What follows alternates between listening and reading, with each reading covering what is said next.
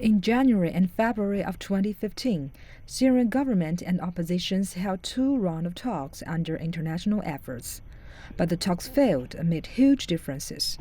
The reasons being the oppositions were not unified. Some even showed their resistance to the talks before it started. Another key issue was the fate of Syrian President Bashar al-Assad.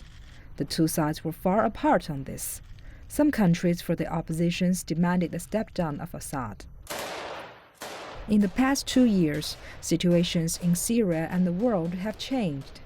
Violence committed by extremists has put fighting terrorism the top priority.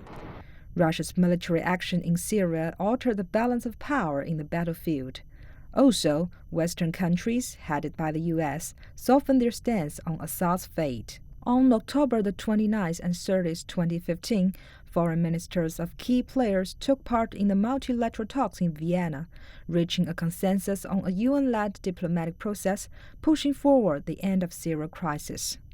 The second round of the talks were held about 2 weeks later, with the consensus on the timetable of the process. Based on the outcome of the two foreign ministers' meetings on December the 18th, 2015, UN Security Council passed a resolution which clarified 3 principles in solving the Syrian crisis. First, through diplomatic solutions. Second, the Syrian people will decide the fate of Syria. And third, the UN as the main mediator.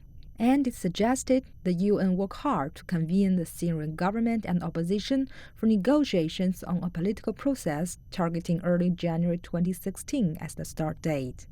On December the 26, 2015, the UN Special Envoy for Syria, Staffan de Mistura, said in a statement, after the adoption of the UN resolution, he has enhanced negotiations with Syrian government and oppositions.